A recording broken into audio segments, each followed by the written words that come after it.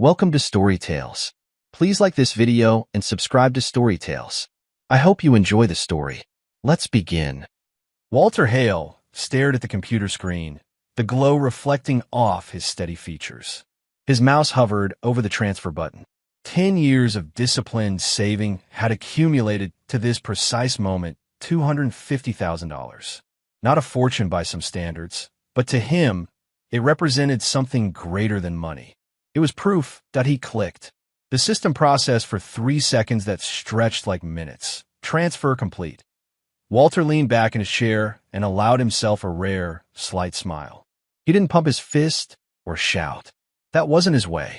Instead, he took a screenshot, saved it to his private folder, and closed the laptop in the kitchen. He poured himself 2 fingers of whiskey. The amber liquid caught the morning light streaming through the window. Walter never drank before noon, except today. Some moments deserve acknowledgement. His phone buzzed. "Arlo, did you do it?" Arlo asked without preamble when Walter answered. "Just now," Walter replied, taking a measured sip. 250,000. Exactly as planned. "Congratulations, man. That's something." There was genuine pride in Arlo's voice. "So now what? You finally gonna pull the trigger on that land in Black Mountain?" Walter walked to the window overlooking Asheville's mountain-framed skyline. "Yes, it's time. I found a few parcels that might work. Going to look this weekend." "And Bree? She excited too?" Walter's expression didn't change, but something in his eyes cooled. "She doesn't know yet. I'm telling her tonight." A pause on the line. "Right. Well, good luck with that. I've got your back either way." After hanging up, Walter opened the desk drawer and pulled out a folder with printed listings of land parcels. Each one carefully researched, soil-tested, surveyed. The top property, 5 acres backing up to protected forest, had potential. Enough room for the house he'd sketched countless times over the years. 2 stories, timber frame, large windows facing the mountains. A workshop separate from the main house, where he could continue his father's tradition of woodworking. Walter heard the front door open and quickly slid the folder back into the drawer. "Walter? You home?" Bree's voice carried through the house, followed by the sound of shopping bags hitting the counter. He found her in the kitchen, unpacking what appeared to be another unnecessary shopping excursion. Her dark hair was freshly styled, her outfit perfectly coordinated. "Hey," he said, noting the store logos on the bags. High-end brands they'd agreed were outside their budget. Again, Bree looked up with a smile that didn't quite reach her eyes.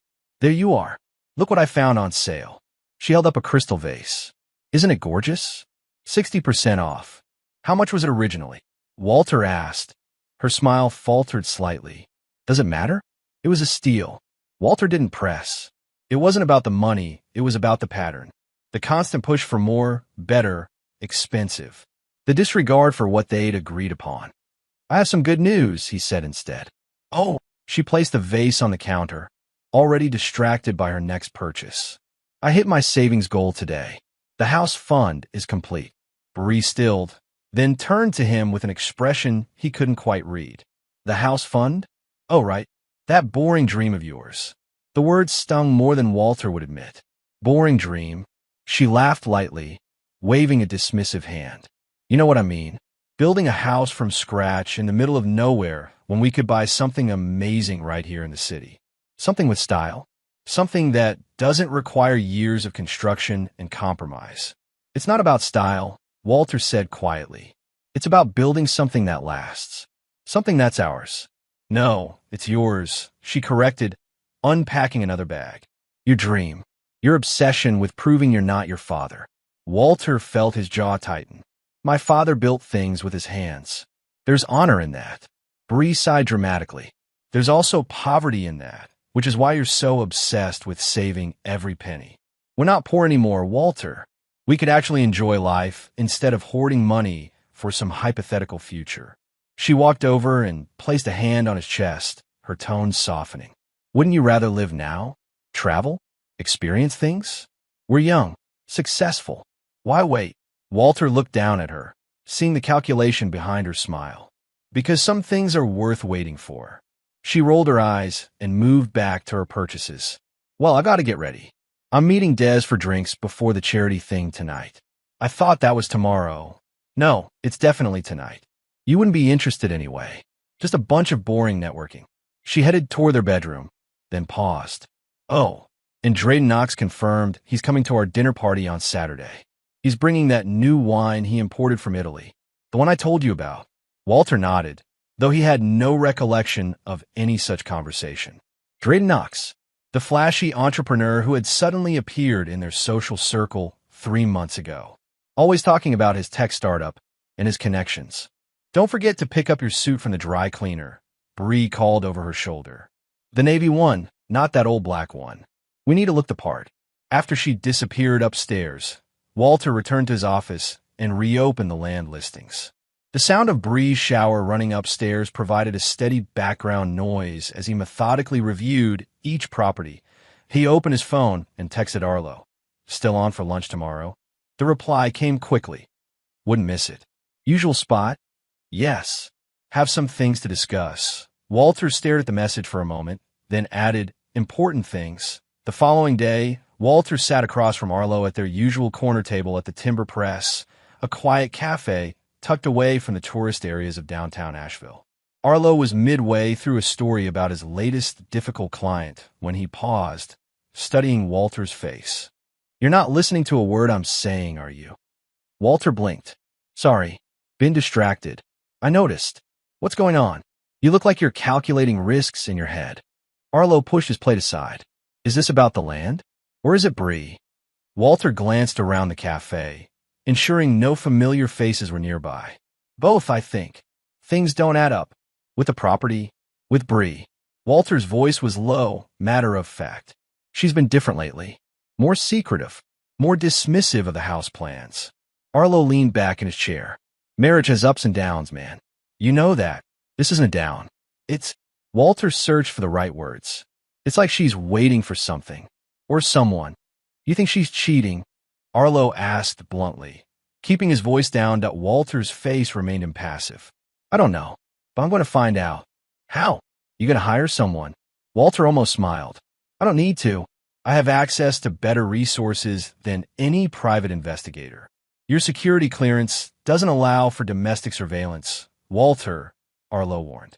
I'm not using company resources, but there are patterns, discrepancies in our accounts, times when her location doesn't match where she says she is.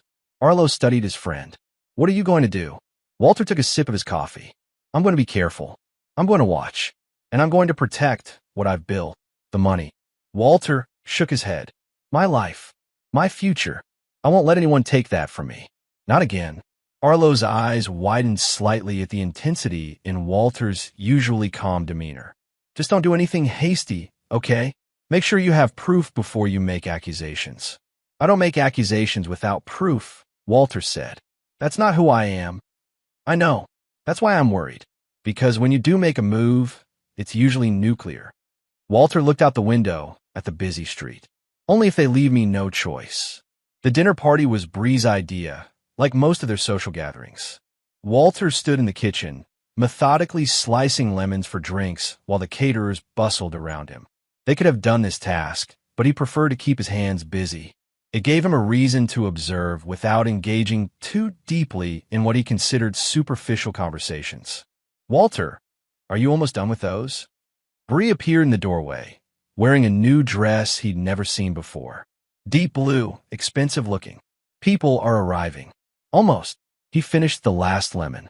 Who all is coming again? Bree listed off several names, colleagues, neighbors, a few of her event planning clients. And Drayden, of course. Oh, and my mother decided to join last minute. Walter's knife paused momentarily. Celeste is coming. Don't look so thrilled, Bree said dryly. She's in town for that art exhibition. I could hardly not invite her. Walter arranged the lemon slices on a small serving platter. Of course not.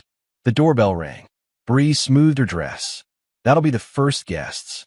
Come on, put on your good host face.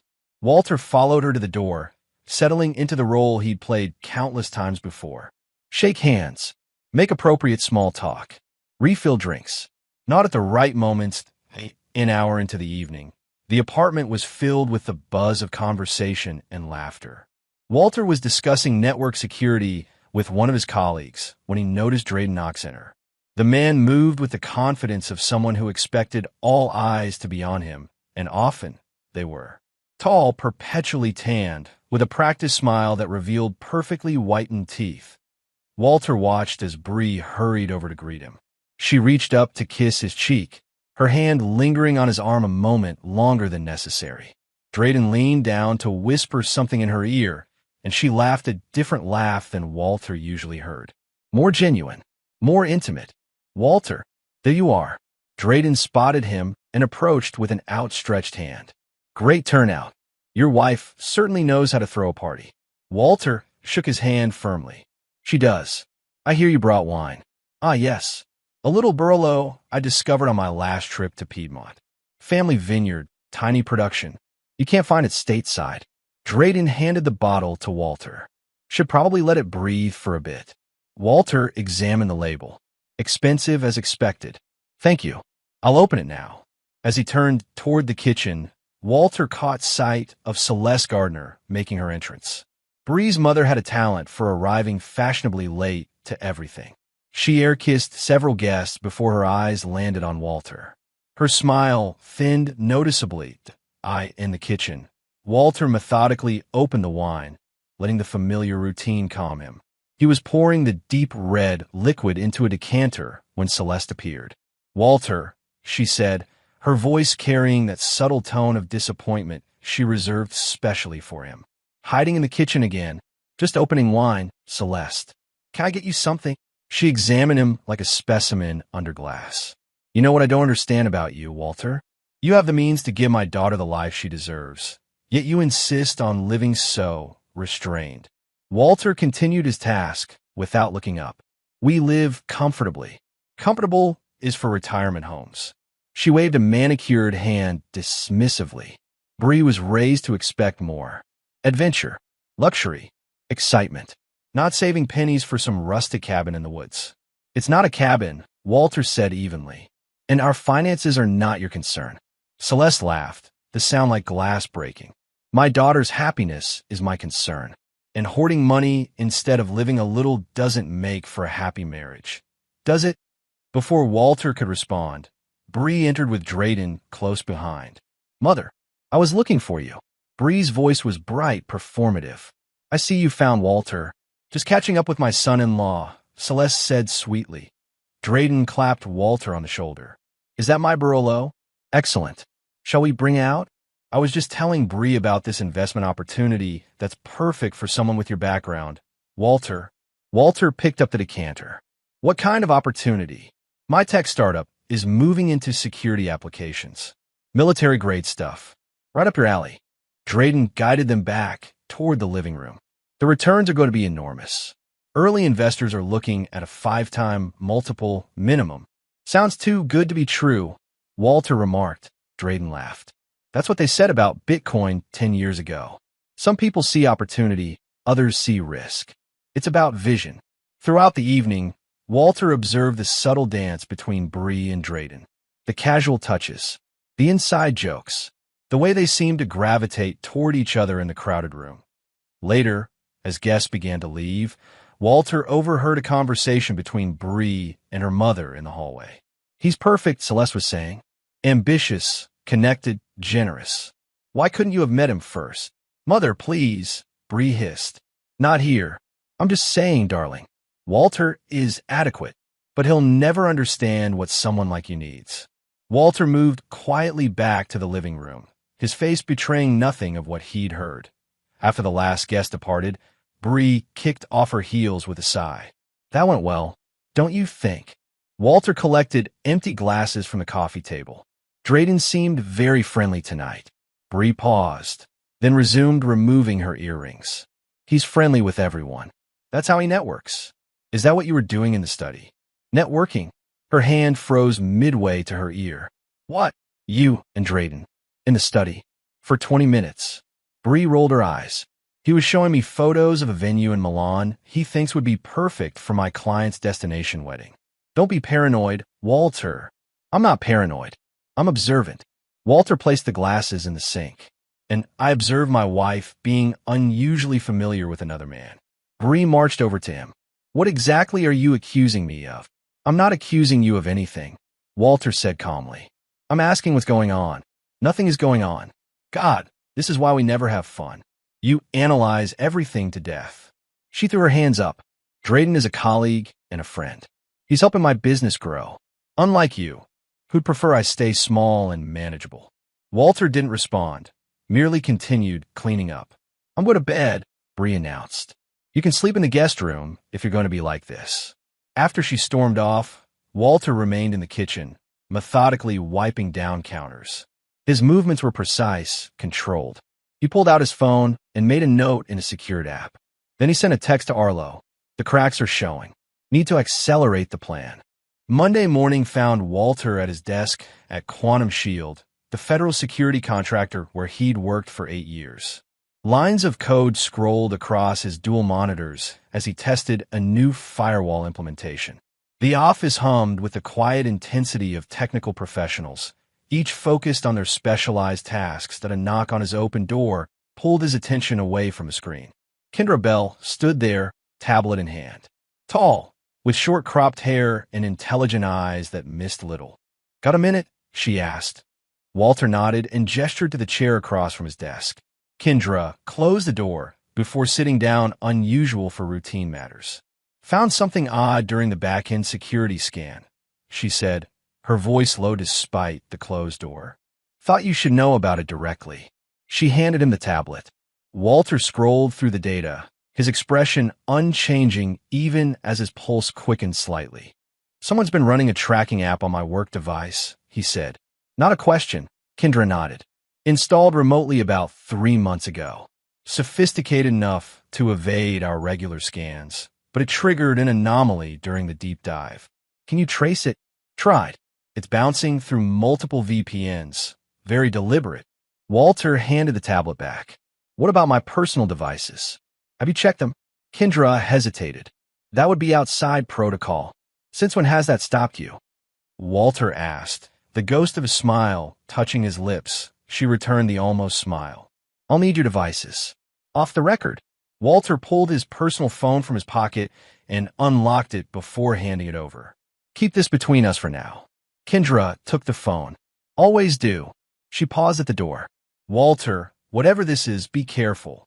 I always am. After she left, Walter leaned back in his chair, mind racing through possibilities. 3 months. Right around when Drayden Knox had first appeared in their social circle. Not a coincidence that he opened a secure browser window and logged into his personal banking portal. Everything appeared normal, but Walter wasn't looking at the balances. He was checking the login history. Multiple access points from unfamiliar IP addresses. Someone had been monitoring his accounts. Walter closed the browser and pulled a small notebook from his desk drawer. Using a cipher system he'd developed years ago, he made several entries. Then he sent a text to Arlo. Need to meet. Tonight. Usual place. Urgent. The reply came immediately. 7 p.m.? Walter confirmed and returned to his work, outwardly unchanged. Inside, pieces were falling into place, forming a pattern he'd suspected but hoped wasn't true. Later that afternoon, Kendra returned. Her expression told him everything before she spoke. Your personal phone has the same tracking software. More extensive version. Actually, keylogger, GPS tracking, remote access to camera and microphone. Walter nodded once, taking back his phone. Can you remove it without alerting whoever installed it? Already did, but I left a ghost version running. It'll feed fake data now. She studied him. Walter, this is serious. This is state-level surveillance software. Not something an amateur would have access to, or someone with connections to military-grade security applications. Walter said quietly. Kendra's eyes widened slightly in understanding. You know who did this? I have suspicions. Should I be worried about you? Walter looked at her, seeing the genuine concern. No, but I appreciate your asking.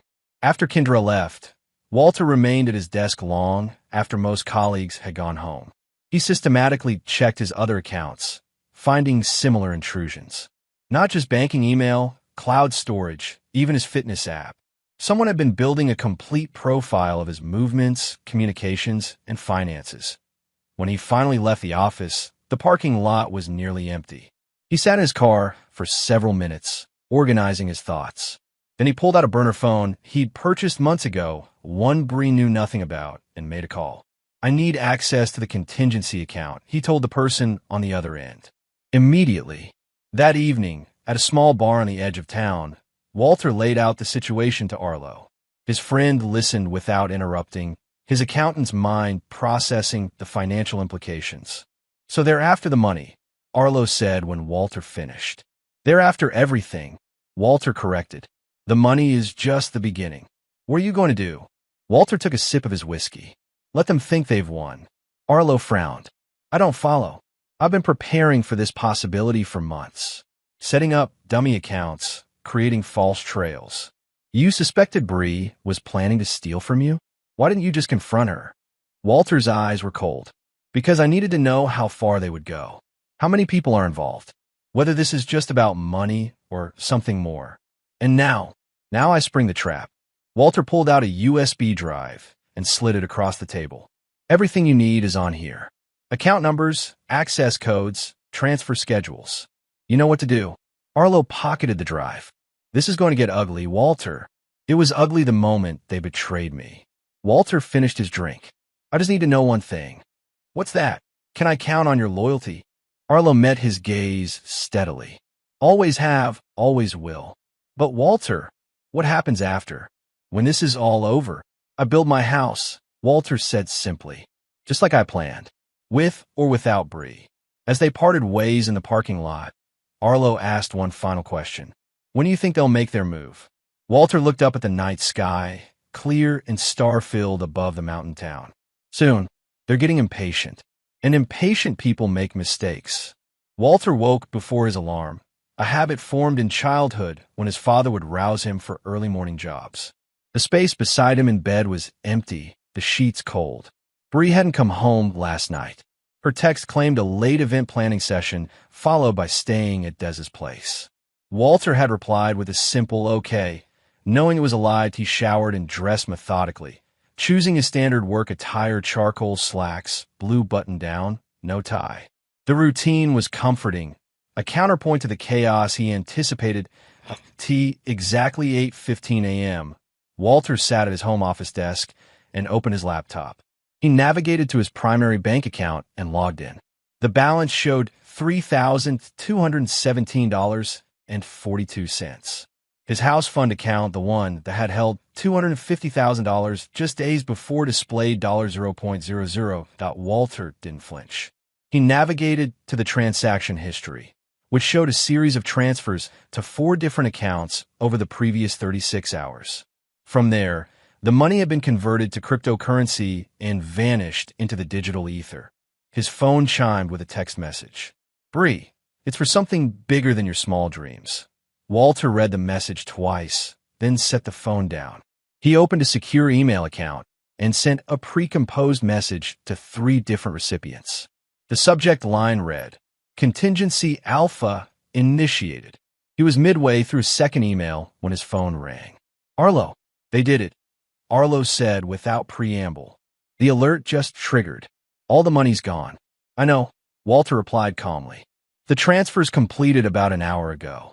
Are you okay?" Walter considered the question. "I'm exactly as I expected to be." "That's not an answer. It's the only one I have right now." Walter closed his laptop. "Have you secured the real accounts?" "Yes. Everything's locked down, just like we planned. They can't touch the actual money." "Good. Now we wait." "For what?" "For them to realize they haven't won." After ending the call, Walter stood and walked to the window. The mountains looked particularly clear today, distant peaks sharp against the blue sky. He thought about his father, who'd taught him 2 critical lessons: how to build things that last, and how to recognize when something was broken beyond repair. His phone buzzed again. Another text from Bree. "I never meant to hurt you, but we want different things." Walter didn't respond. Instead, he gathered his keys and wallet and left the apartment. He had a meeting with a real estate agent to view the land parcel in Black Mountain. Life continuing as planned, despite everything. The property was exactly as he'd envisioned, 5 acres of gently sloping land backed by forest, with mountain views to the west. The agent, a middle-aged woman named Janet, seemed confused by his calm demeanor. "And you're looking to build right away?" she asked as they stood on what would be the home site. "Yes. I already have preliminary plans drawn up." "Wonderful. And will your wife be joining us for a second look?" Most couples want to decide together on such a big purchase. Walter gazed at the view. "No, this decision is mine alone." Janet's expression shifted to understanding. "I see. Well, the asking price is firm, but I think we could." Walter's phone interrupted her. Kendra calling. He excused himself and moved a few steps away. "We have a problem," Kendra said without greeting. "Someone trying to access your secured work files remotely, using your credentials." "Block it," Walter instructed, "and initiate the trace protocol we discussed." "Already done." "Walter, this is advanced. They're using tools only someone with serious connections would have. Or someone sleeping with such a person," Walter said flatly. A pause. "This is personal, isn't it?" "Very. I'll be in the office in 30 minutes. Don't alert anyone else." Walter returned to Janet. "I'll take it. Full asking price. Have the paperwork ready this afternoon." As he drove back to the city, another text came through from Bree. "You should have shared more. Been more generous." "This is your fault." For the first time, Walter smiled. Everything was proceeding as anticipated. Walter pulled up to Celeste Gardner's Tudor-style home in the historic district of Asheville. The house, like Celeste herself, projected old money and rigid propriety. He sat in his car for several minutes, gathering his thoughts. This confrontation had been inevitable from the moment he married Bree 7 years ago. Celeste had made it clear then that she considered him temporary, a stepping stone to something better for her daughter. He approached the front door and rang the bell. Classical music drifted from inside. A Bach concerto played too loudly. Deliberate, Walter thought, to cover conversations. The door opened to reveal Celeste, impeccably dressed as always, a glass of white wine in hand despite the early hour. "Walter," she said, surprise briefly crossing her features before smoothing into a practiced smile. "What an unexpected visit. Is Bree here?" he asked directly to Celeste's smile tightened. "My daughter? Why would she be here?" "Because she's hiding from me."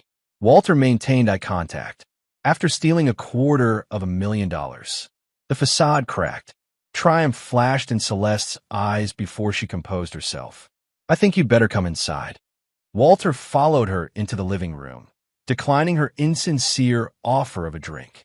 The room was as he remembered: antique furniture, Persian rugs, family photos that conspicuously excluded him.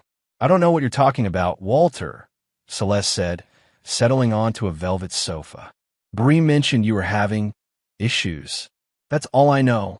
"Stop lying, Celeste. You've never been good at it." Her eyebrows rose. "Excuse me, you helped plan this. You, Bree, and Drayden Knox. The 3 of you conspiring to rob me." Celeste laughed, a brittle sound. "Rob you? Of what? Money you refused to spend?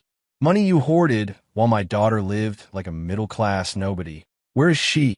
"Not here." Celeste took a long sip of wine. "And I wouldn't tell you if she was.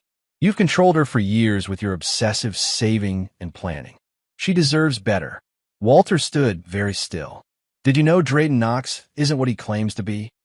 This caught her off guard. "What do you mean?" "His tech startup? It doesn't exist except on paper. His investments? Fabricated. He's a con man, Celeste. And you helped him target your own daughter. That's ridiculous." But uncertainty had crept into her voice. "Is it? Did you do any research on him at all? Or were you so desperate to get Bree away from me that you pushed her toward the first flashy alternative?" Celeste stood now, anger overcoming caution. "You know nothing about what Bree needs. She was raised for a certain life. A life of connections and influence. Not playing house in the woods with some IT worker who thinks saving money is a personality. Where is she?" Walter repeated that. Celeste's mouth curved into a smug smile. "Thanks for your naivety, Walter. Your money has secured your wife's future. Just not with you." Walter laughed, then not from humor, but from the cold satisfaction of confirmation. "You think that was the real money? The smile froze on Celeste's face. What? The money they stole. You think that was my actual savings? Walter stepped closer. Your daughter married an IT security specialist who works on protecting government assets. Did you really think I wouldn't notice when someone installed tracking software on my devices? When someone started monitoring my accounts? Celeste's face paled. I don't know what you're talking about. The accounts they emptied were decoys. Set up months ago when I first suspected something was wrong. The real money is secure, untouchable. You're lying, Celeste whispered. Bree said what Drayden told her to say. And Drayden only saw what I wanted him to see.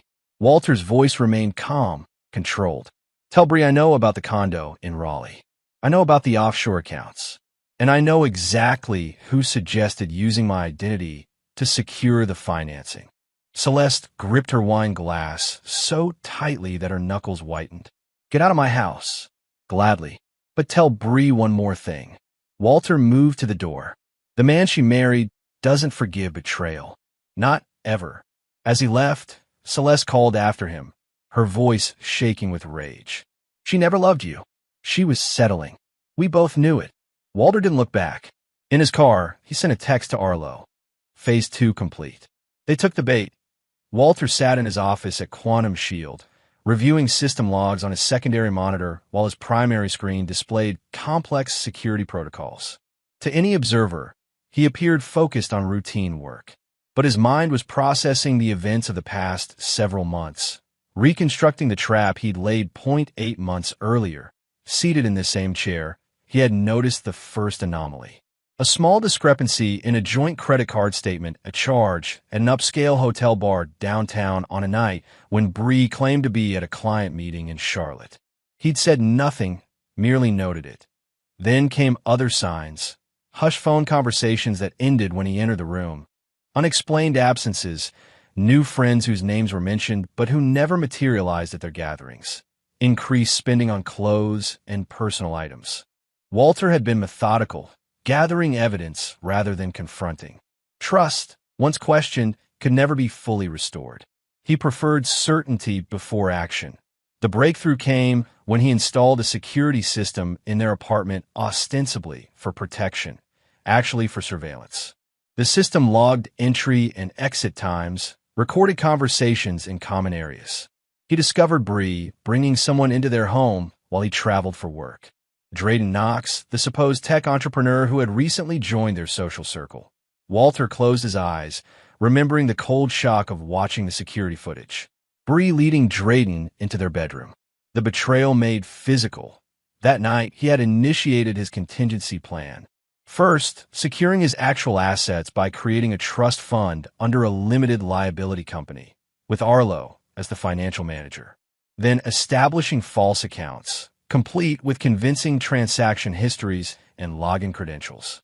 He had deliberately left breadcrumbs, making these accounts appear to hold his true savings. When he detected the tracking software on his devices, he'd allowed it to function, feeding it carefully curated information bank statements showing regular deposits into the decoy accounts, emails discussing the land purchase and house plans, web searches for construction loans and builders.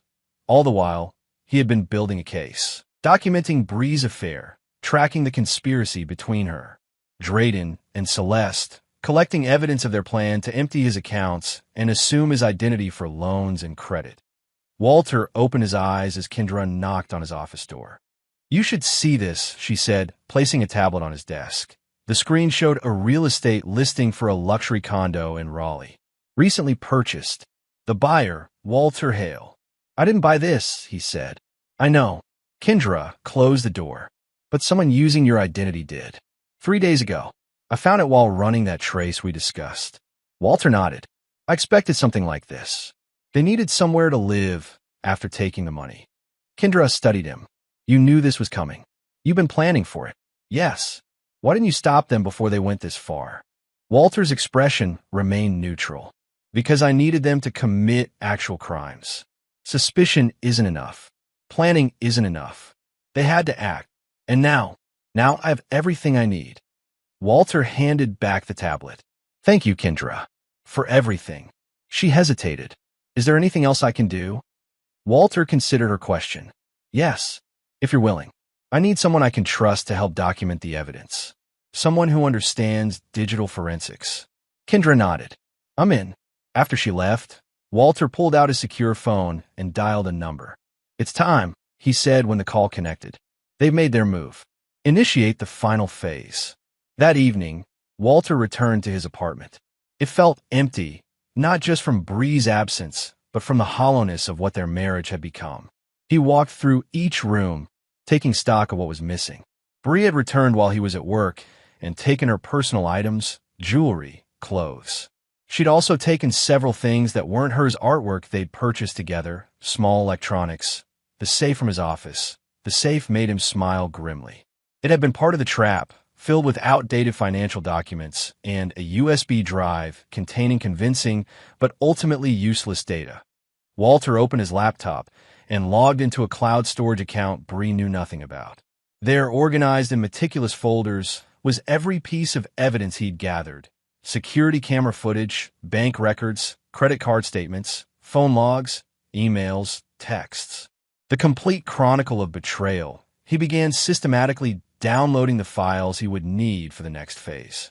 As documents transferred, he allowed himself a rare moment of reflection. He had loved Bree once, or thought he had.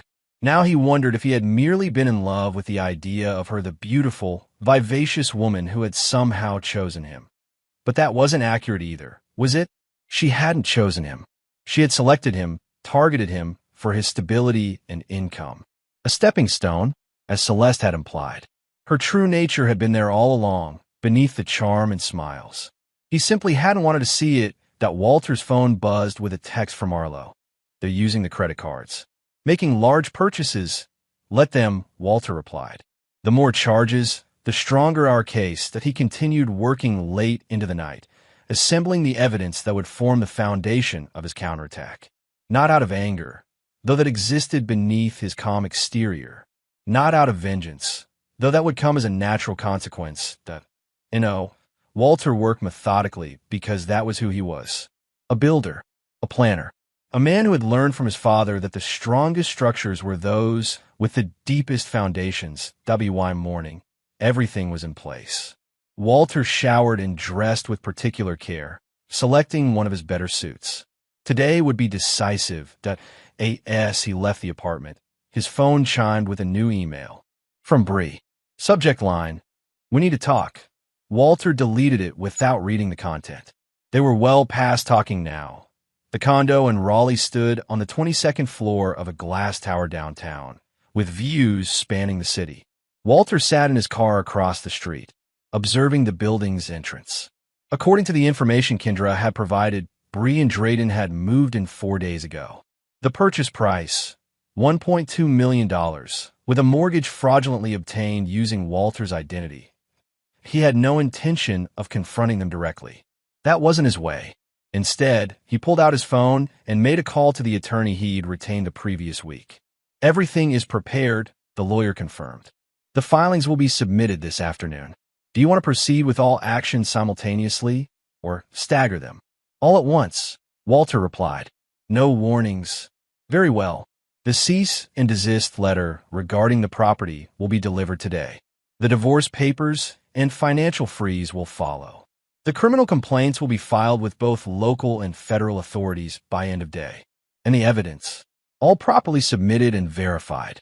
We've built a strong case, Mr. Hale. After ending the call, Walter remained watching the building. Part of him wanted to see Bree's face when she received the legal notices. But that was emotion talking, and emotions clouded judgment. He started his car and drove away. Back in Asheville, Walter met with Arlo at the accountant's office. The space reflected Arlo's personality: organized, but not sterile, professional, but comfortable.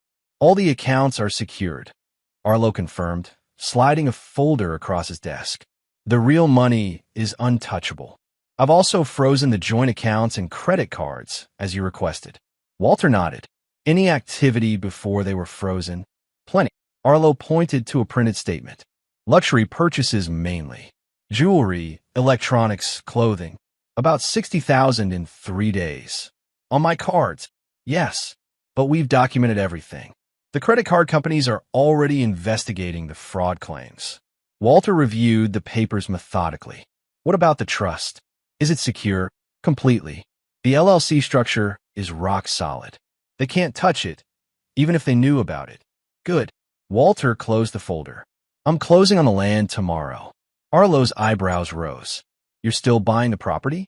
Now. Especially now. The house was never about Bree. It was about creating something lasting. Something true. Walter's voice remained steady. That hasn't changed. Arlo leaned back in his chair. You're the calmest betrayed husband I've ever seen. What would anger accomplish?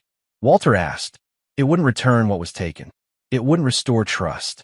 Better to focus on rebuilding. Still, most men would want revenge. Walter almost smiled. This isn't revenge, Arlo. It's justice. There's a difference.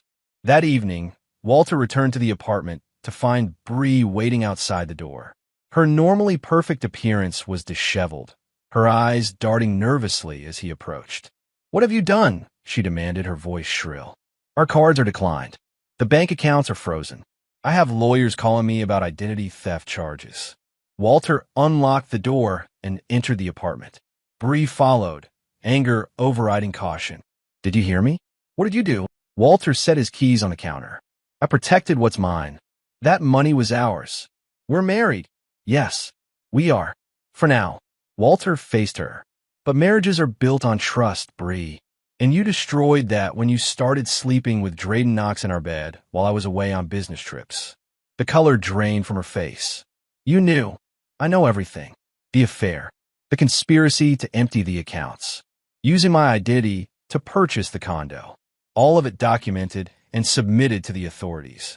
Bree's shock gave way to calculation. Walter, please. It's not what you think. Drayden manipulated me.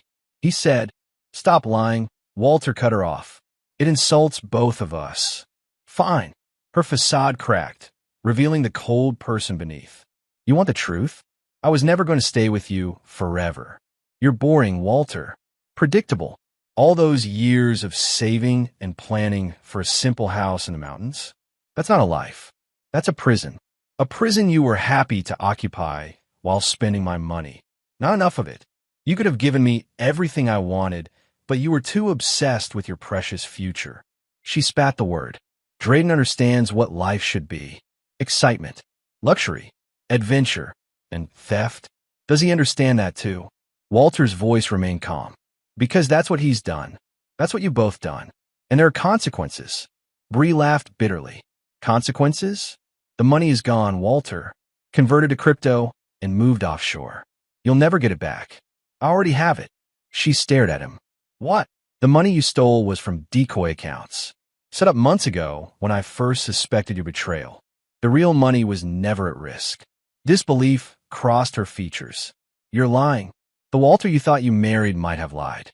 The actual man standing before you doesn't need to. He walked to the door and opened it. Divorce papers will be delivered tomorrow. Don't come back here. You can't just throw me out. This is my home too. The lease is in my name only. Another precaution I took. There's a hotel receipt on the counter one night, paid in advance. After that, you're Drayden's problem. Walter's tone was final. Though I suspect he'll be less interested in you once he realizes you've failed to deliver the money you promised. Bree's composure crumbled completely. You can't do this to me. I'm not doing anything to you, Bree. These are the consequences of your own choices. I'll fight you, she threatened. I'll tell everyone you abused me, that you controlled me financially. That, you'll lose. Walter stated simply. Every conversation in this apartment for the past 6 months has been recorded. Every text message saved. Every email preserved. Make false accusations, and I'll add perjury to the charges against you. Bree stared at him, seeing him clearly perhaps for the first time. I never really knew you, did I? No, Walter agreed. You didn't. You saw what you wanted to see, a simple, predictable man you could manipulate. That was your mistake. After she left, Walter moved through the apartment, opening windows to clear the lingering scent of her perfume. His phone buzzed with a message from Kendra. Federal Cybercrimes Unit is interested in the evidence. They want to meet tomorrow. Walter texted back his agreement. The machinery of justice was in motion now. Unstoppable like all well-designed systems, that he poured himself a measure of whiskey and looked out at the mountains in the distance. Tomorrow he would own a piece of them. The first concrete step toward the future he'd always planned, one built on solid ground, not shifting sand. The federal building in downtown Asheville housed various government offices, including a satellite location for the FBI Cyber Division. Walter sat in a conference room on the third floor, surrounded by printed evidence and digital displays. Across from him were two federal agents and the district attorney. "Mr. Hale," Agent Lowell began, reviewing the documents before him, "I want to be clear about what you're alleging. You believe your wife, Betrayal Hale, conspired with Drayden Knox to commit identity theft, wire fraud, and grand larceny." "I don't believe it," Walter replied evenly. "I've documented it." He gestured to the evidence spread across the table. Bank records showing unauthorized transfers, credit card statements with fraudulent charges, loan applications bearing forged signatures, real estate documents for the Raleigh condo, purchased using his stolen identity. "And you've provided security footage from your apartment showing Ms. Hale and Mr. Knox accessing your home office, correct?" the district attorney asked. "Yes," along with recorded conversations discussing their plans. Agent Lowell leaned forward. "Mr. Hale, I have to ask. You work in cybersecurity. You noticed the intrusions into your accounts months ago. Why wait until after they committed these crimes to come forward?" Walter met his gaze. "Because I wanted irrefutable proof. Suspicion isn't enough for a conviction. So you created decoy accounts. Let them think they were stealing your actual savings." "Correct. That shows considerable forethought, Mr. Hale. I'm a methodical person, Agent Lowell." The second agent, who had been silent until now, spoke up. "What about Drayden Knox? You've made allegations about his business practices as well." Walter nodded toward one of the digital displays. "My colleague Kendra Bell compiled that information. Knox claims to run a tech startup developing security applications, but the company exists only on paper. He's been soliciting investors using fabricated financial projections and non-existent product demos. A Ponzi scheme, the district attorney clarified. "Essentially," Walter agreed. "He uses new investor money to pay returns to earlier investors, creating the illusion of success. He's also been laundering money through various shell companies." The meeting continued for 3 more hours as Walter walked them through the evidence piece by piece. His presentation was thorough, dispassionate, factual. No emotional appeals, no exaggerations. Just the documented truth that, as the meeting concluded, Agent Lowell shook Walter's hand. "We have more than enough to proceed with federal charges. The district attorney will handle the state-level prosecution." "How soon?" Walter asked. "We'll move quickly," the agent promised. "Given the nature of the crimes and the possibility they might flee, we're preparing arrest warrants today." Walter nodded. "I appreciate your thoroughness." Outside the federal building, Walter called Kendra. "It's done. They're moving forward with charges." "Good," she replied. "Listen, I've been thinking about what you said about making this public. I have a contact at Tech Truth, that online whistleblower blog. They'd be interested in Drayden's fraudulent startup. Do it," Walter authorized. "But keep my name out of it. Focus on the investment fraud, not my personal situation." "Will do." "Walter, are you okay?" The question caught him off guard. Few people asked about his well-being. Fewer still genuinely cared about the answer. "I'm fine," he said automatically, then reconsidered. "Actually, I don't know. But I will be. If you need anything, thank you, Kendra. I'll let you know." The next morning, Walter was in his office at Quantum Shield when the news broke. Kendra appeared in his doorway, tablet in hand. "It's happening," she said, showing him the screen. The Tech Truth website displayed a breaking story. Exclusive, revolutionary tech startup exposed as elaborate fraud. The article detailed Drayden Knox's fraudulent business practices, complete with evidence of falsified investor documents, non-existent products, and money laundering schemes. Within hours, other technology and business news sites had picked up the story. Walter watched from a distance as Drayden's carefully constructed image collapsed. By afternoon, The FBI had issued a statement confirming an ongoing investigation into Knox Technologies that Walter's phone buzzed with a text from Arlo, watching the news. "Did you do this? Justice takes many forms," Walter replied. Later that day, Walter received a call from Agent Lowell. "Thought you want to know? We executed the warrants." Knox was arrested at a private airstrip trying to board a charter flight to the Cayman Islands. Your wife was with him. In the condo, Asset Forfeiture Unit is securing it now. Since it was purchased with fraudulently obtained funds, it'll be seized as evidence. After ending the call, Walter drove to Black Mountain to visit his land, now officially his, the closing having been completed that morning. He stood on the ridge where his house would someday stand, watching the sun begin its descent behind distant peaks. His phone rang again. "Bree's mother." "How dare you?" Celeste began without greeting, her voice shaking with rage. "Do you have any idea what you've done?" "My daughter is in jail. She's being processed like a common criminal." "She is a criminal," Walter stated. "As are you potentially. The authorities are very interested in your role in this conspiracy. I had nothing to do with." "Save it for your attorney, Celeste. They have the recordings from your house, the planning sessions, your suggestions about how to access my accounts." A long silence followed. When Celeste spoke again, her voice had lost its imperious edge. "What do you want?" "Nothing from you. Ever again. There must be something, some arrangement we can come to." "No," Walter said simply. "There isn't." He ended the call and put the phone on silent, turning his attention back to the mountains. This land, this future, was untainted by betrayal. Here, he would build something true. 3 weeks after the arrests, Walter sat in his attorney's office reviewing the final divorce settlement. The process had been expedited given the criminal charges against Bree, who remained in custody awaiting trial after being denied bail. "She's agreed to all terms," the attorney explained. "Frankly, she's not in a position to negotiate.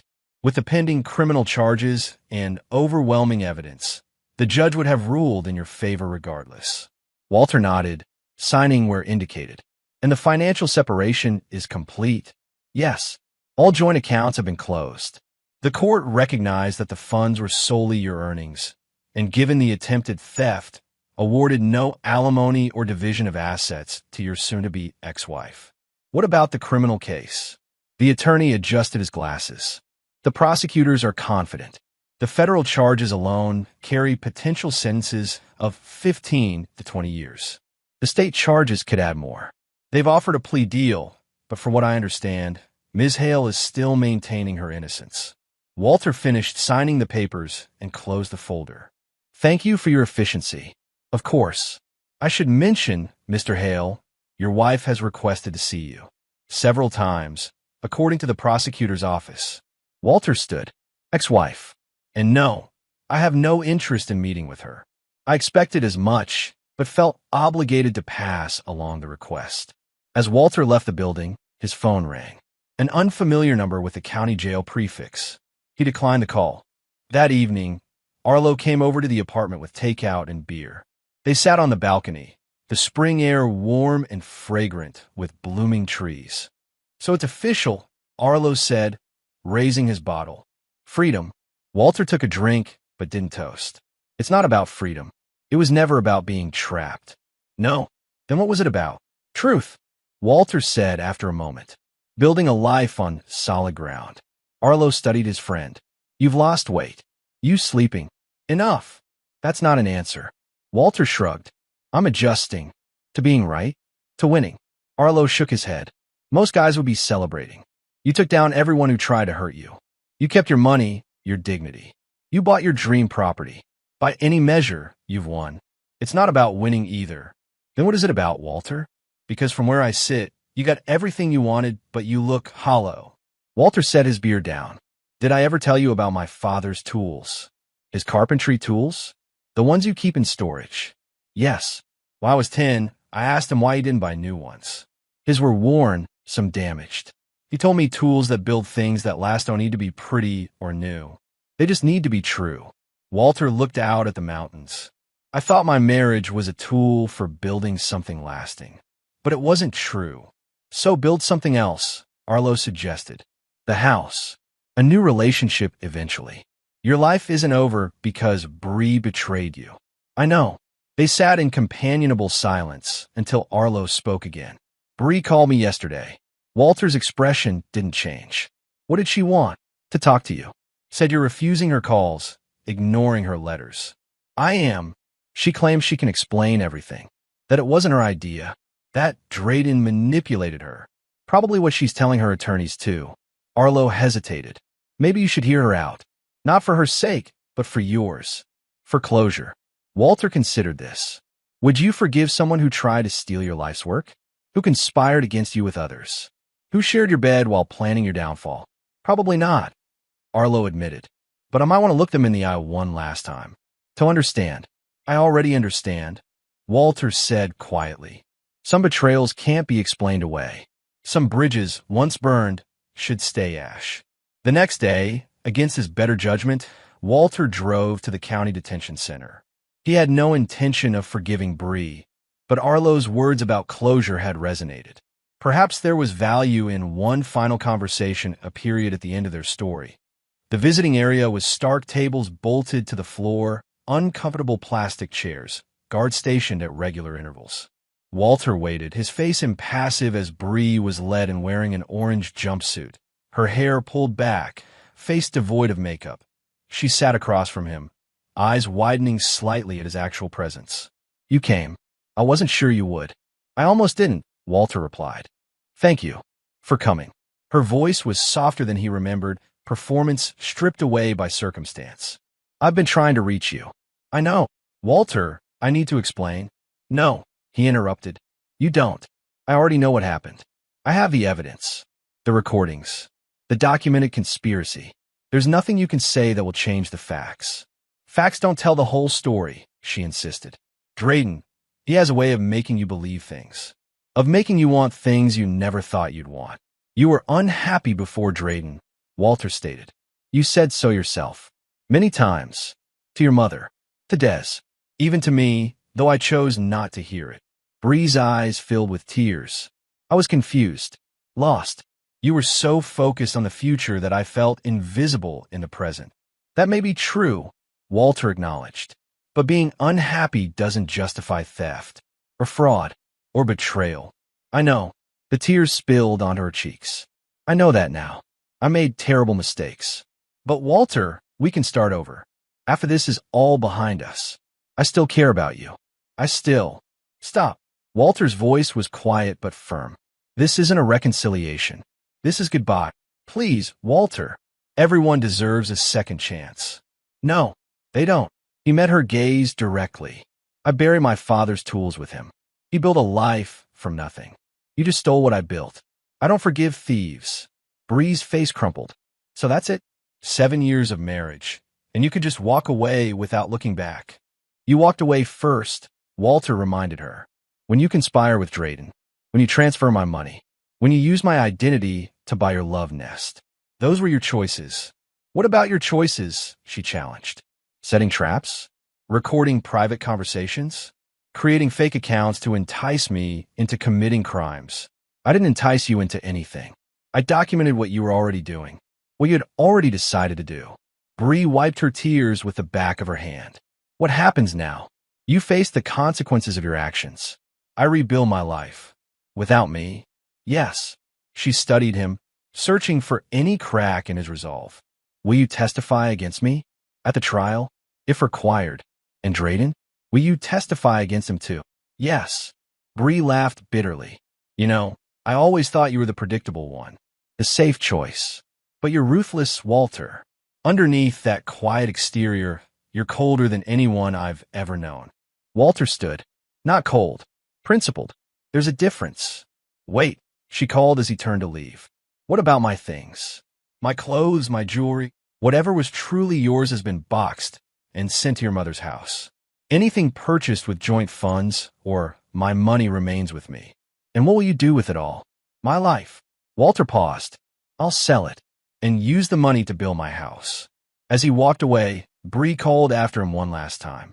I never meant for it to end like this. Walter didn't turn back. Some endings couldn't be rewritten, no matter how much one might wish otherwise. 6 months passed. Fall painted the mountains in fiery colors, oranges, reds, golds. Walter stood on his land in Black Mountain, now cleared for construction. Foundation work would begin the following week. The permits secured, the builder contracted. The criminal cases had progressed rapidly. Drayden, facing multiple federal charges for fraud, money laundering, and conspiracy, had accepted a plea deal in exchange for testimony against his co-conspirators. Bree, failing to secure a similar arrangement, was awaiting trial with increasingly dim prospects as more evidence emerged.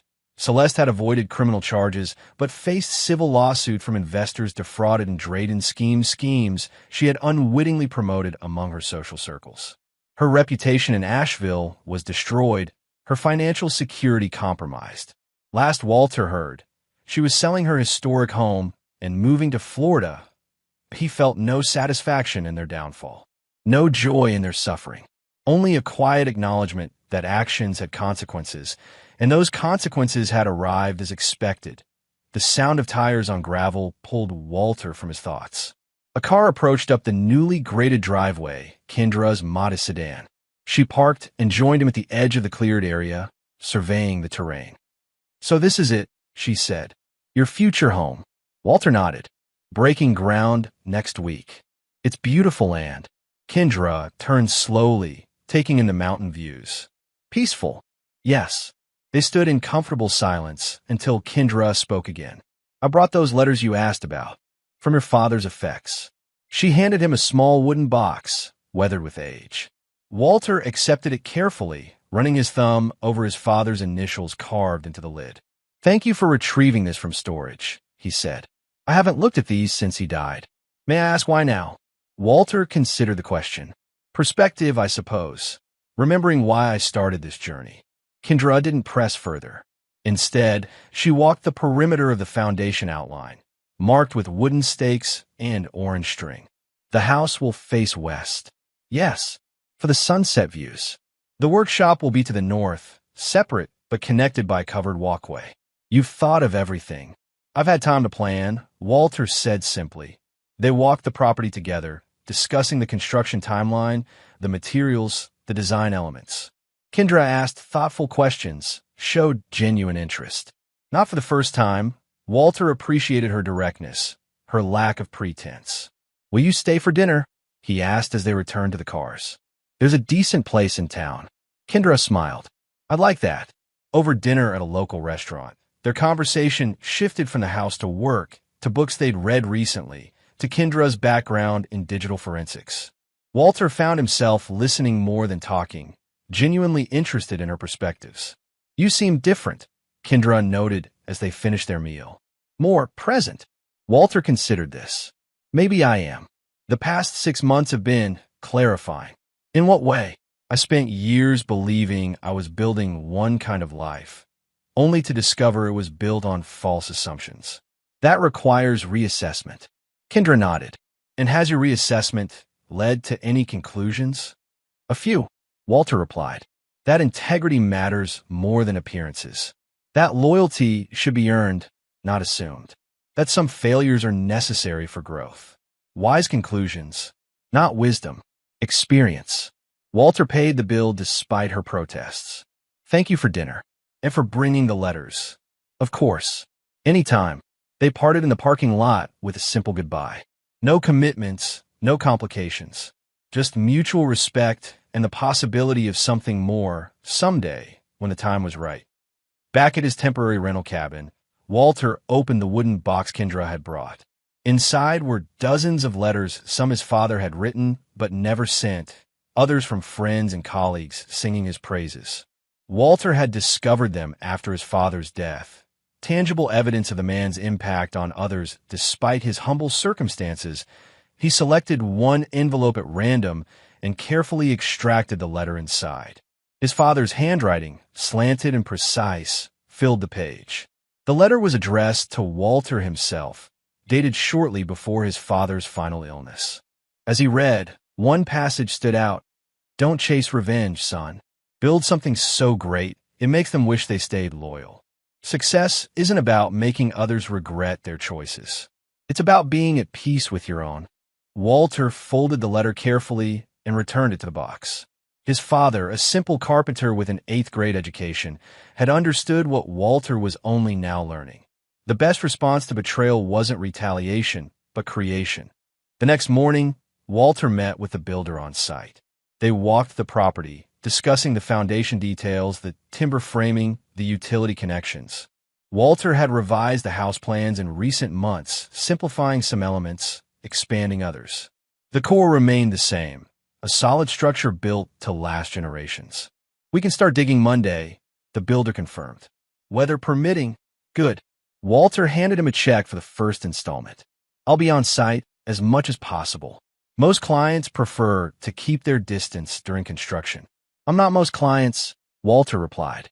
"This house is more than an investment." After the builder left, Walter remained on the land alone. He opened his father's box of letters again, selecting another at random. This one, unlike the others, contained a single sheet with just a few lines. "A house is made of walls and beams. A home is built with love and dreams. Remember the difference, son." Walter smiled, not out of happiness, but completion. The house might take years to finish, the healing perhaps longer still, but he would build both day by day, with the same patience and precision his father had taught him. He pulled out his phone and texted Kendra. "Would you like to see the progress next weekend?" Her reply came quickly. "I'd like that very much." Walter tucked the letters away and surveyed his land one final time before leaving. In the distance, storm clouds gathered over the mountains, not threatening, but promising renewal. A quiet storm, bringing change rather than destruction. He was ready for both. 3 days after construction began on Walter's house, Drayden Knox made his final play from behind bars. His attorney approached the federal prosecutors with an unexpected revelation. An NDA signed by Bree months earlier, supposedly for business secrecy regarding Knox Technologies.